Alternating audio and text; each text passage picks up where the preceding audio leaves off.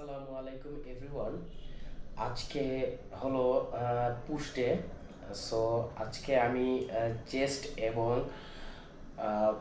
Shoulder এবং triceps এই তিনটা এক্সারসাইজ করব এবং কি কি এক্সারসাইজ করব সেটাই আজকে এই ভিডিওর মাধ্যমে দেখাবো। সো ফার্স্টেই আমি কি করে নিচ্ছি, ফার্স্টেই আমি স্ট্রেচিং করে নিচ্ছি এবং তার আগে আমি একটু বডি ওয়ার্ম করার জন্য একটু হাঁটাহাঁটি করে নিয়েছিলাম এবং এখন আমি স্ট্রেচিং করে নিচ্ছি। স্ট্রেচিং বলতে মাসেলকে স্ট্রেচ করানো, যেটা আর কি ইনজুরি ফ্রি হতে মানে ইনজুরি থেকে বাঁচার জন্য অনেকটা হেল্প করে স্ট্রেচিং। সুতরাং আপনারা যদি ইনজুরি থেকে বাঁচতে চান তাহলে স্ট্রেচিং করা অত্যন্ত গুরুত্বপূর্ণ ওয়ার্কআউটের আগে। কারণ স্ট্রেচিং না করলে দেখা যায় ওয়ার্কআউটের মাঝখানে বা ওয়ার্কআউট শেষ করার পরেও অনেক ক্ষেত্রে যে বিভিন্ন জায়গায় টান লাগে এবং যেটা কিছু কিছু জায়গা তো আছে অনেক সিরিয়াস, যেটা সহজে সারতে চায় না। সো স্ট্রেচিং করে নেওয়া অত্যন্ত গুরুত্বপূর্ণ। তো ফার্স্টেই আমি মারবো ফ্ল্যাট বেঞ্চ প্রেস, এবং ফ্ল্যাট বেঞ্চ প্রেসের জন্য আমি এই মেশিনটা ইউজ করতেছি গত 1 মাস ধরে, এবং গত 1 মাস ধরে আমি চেস্টের জন্য একই এক্সারসাইজ করতেছি এবং নেক্সট কয়েক মাসও আর কি এই একই এক্সারসাইজই চালিয়ে যাব। তার একটি কারণ আছে, যেই কারণটি আমি নেক্সট ভিডিওতে, কারণটি খুবই গুরুত্বপূর্ণ, এই কারণে আমি নেক্সট ভিডিওতে আলাদাভাবে এই কারণটি সম্পর্কে আলোচনা করব।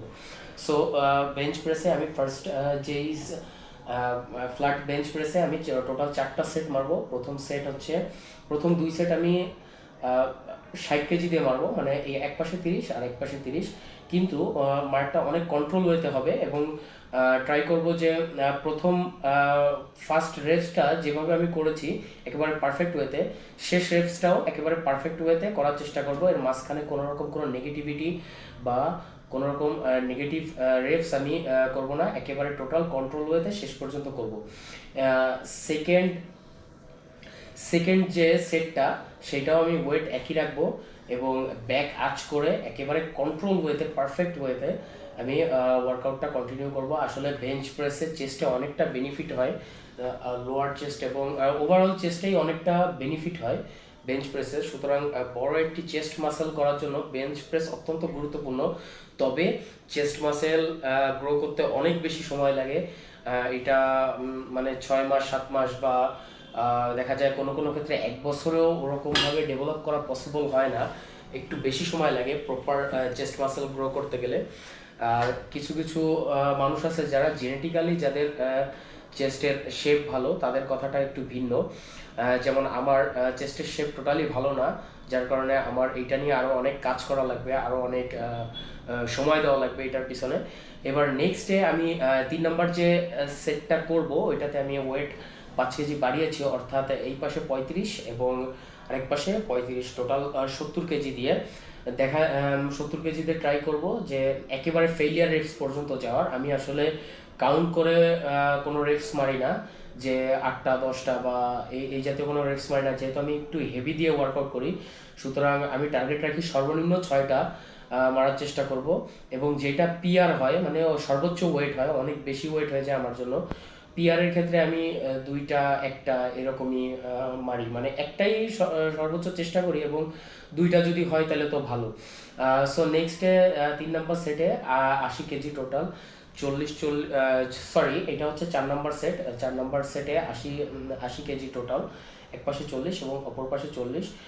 এইটা করে যেহেতু আমি আগে 3 সেট মেরেছি, আমার চেস্টে অতটাও পাওয়ার নাই, সো চেষ্টা করব যাতে একটা বা 2টা মারা যায়, সেভাবে চেষ্টা করব। তবে ফেইলিয়ার পর্যন্ত যাব, সেই ফেইলিয়ার যদি একটাতে হয় তাও সেই পর্যন্ত যাবে, এবং যদি 8টাতে হয় তাহলে 8টা 7টা 6টা যে কয়টা হয় ফেইলিয়ার পর্যন্ত, একেবারে শেষ পর্যন্ত মারার চেষ্টা করব। সো সাধারণত আমি 3 সেটই মারি, তবে আজকে 1 সেট বেশি বেশি মারলাম। সো লাস্টের সেটটা আর কি 2টার বেশি হইল না। নেক্সটে আমি আপার চেস্টের জন্য আবারও একটি ফিক্সড যে মেশিন আছে সেই মেশিনের উপর নির্ভরশীল হলাম, কারণ আমি কোনো ডাম্বেল বা বারবেলের মাধ্যমে গত মাসেও কোনো মানে গত 1 মাসে কোনো এক্সারসাইজই করি না এবং নেক্সট কয়েক মাস ধরেও করব না। এটার রিজনটা আমি বলেছি যে আমি নেক্সট ভিডিওতে বলবো। এইটাতে আমি ফেইলিয়ার রেপস, এইটা তো এগেন বলতেছি, চেস্টে ফেইলিয়ার রেপসে আপনার আপার চেস্ট হিট করার জন্য কি করতে হবে, আপনার সিটটা একটু নামিয়ে একেবারে আপার চেস্ট বরাবর একেবারে কন্ট্রোল ওয়েতে পুশ করতে হবে এবং স্ট্রেচ করাতে হবে, এটা আপনার খেয়াল রাখতে হবে, মাসেল স্ট্রেচ করাতে হবে। নেক্সট ডে আমি ইনার চেস্টের জন্য আরেকটি ওয়ার্কআউট করতেছি, যেটাও একেবারে কন্ট্রোল ওয়েতে নামাতে হবে এবং উঠাতে হবে। এটা মেইনলি আমার হাতে একটা ইয়ে আছে, ওইটা হচ্ছে লেগ পুল ডাউন মারে আর কি, লেগ পুল ডাউনের মেশিনের। সো সেইটা দিয়ে আমি স্মিথ মেশিনের হেল্প নিচ্ছি, ওইটার মাধ্যমে আমি ইনার চেস্টে হিট করাচ্ছি, কারণ এইটাই ইনার চেস্টে খুবই ভালো হিট হয়। হ্যাঁ, ইনার চেস্টে হিট করানোর জন্য এই মাইটটা খুবই ভালো হেল্পফুল, খুবই খুবই ভালো কাজ করে। এটা আপনারা যদি করেন তাহলে আপনারা অবশ্যই এটার বেনিফিট পাবেন। সো নেক্সট ডে আমি চেস্ট ওয়ার্কআউট শেষ করব কেবল ফ্লাইয়ের মাধ্যমে, যেটার কেবল ফ্লাইয়ের আপনার কেবলের হাইট থাকবে একেবারে উপরে এবং উপর থেকে নিচে, যাতে আমি চেস্টের সর্বোচ্চ স্ট্রেচ করাতে পারি। আপনারা দেখতে পারতেছেন ভিডিওর মাধ্যমে যে চেস্টের সর্বোচ্চ স্ট্রেচ করানোই হচ্ছে আমার মূল টার্গেট। আমার কোনো অতিরিক্ত ওয়েট নেওয়ার কোনো টার্গেট নাই, বা নির্দিষ্ট কোনো টার্গেট বা কোনো কিছু পূরণ করার কোনো ইচ্ছা নেই, বা ইগো বা এই জাতীয় কোনো কিছুই আমার টার্গেট নেই। আমার জাস্ট টার্গেট হচ্ছে চেস্টে স্ট্রেচ করানো। নেক্সটে আমি চলে গেলাম শোল্ডারের ওয়ার্কআউটে। তো শোল্ডারেই ফার্স্টে আমি যে ওয়ার্কআউটটা করলাম সেটা হলো ল্যাটারাল রেইজ। সো এইটা হচ্ছে সাইড ডেল্টের জন্য খুবই উপকারী একটা ওয়ার্কআউট। আপনারা দেখতে পাচ্ছেন যে আমার শোল্ডারের শেপও ততটা ভালো না, আমি আর কি এটা নিয়ে কাজ করতেছি। আশা করি নেক্সট 2-3 মাসের ভিতরে আমি একটা ভালো রেজাল্টে নিয়ে আসতে পারবো, বা ভালো আমার মন মতো একটা আশানুরূপ রেজাল্ট আমি পাবো আমার ওয়ার্কআউটের দ্বারা।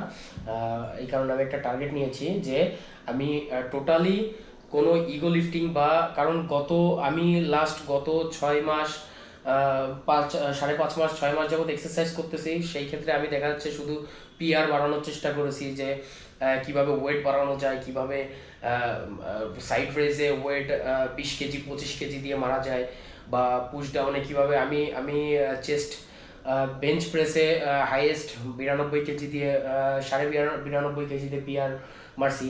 সো আমার এখন আর ওরকম কোনো টার্গেট নাই যে পিআর মারার, কারণ আমি একটা জিনিস দেখলাম যে মাসেল এতে স্ট্রং হয় না। এই কারণে আমি আলাদা আলাদা মাসেল পার্ট অল্প অল্প ওয়েট দিয়ে এক্সারসাইজ করার মাধ্যমে আমি ফুল মাইন্ড মাসেল কানেকশনের মাধ্যমে প্রপার ওয়েতে আমি মাসেলকে সর্বোচ্চ গুরুত্ব দিতে চাই। সো নেক্সট আপনারা দেখতে পাচ্ছেন ল্যাটারাল রাইজের আরেকটা ভেরিয়েশনে আমি করতেছি। এটা হালকা একটু হাতটা ঘুরিয়ে আরেকটা নতুন ভেরিয়েশনে একটু চেঞ্জের মাধ্যমে আমি এটা মারছি, যেটা অত্যন্ত উপকারী।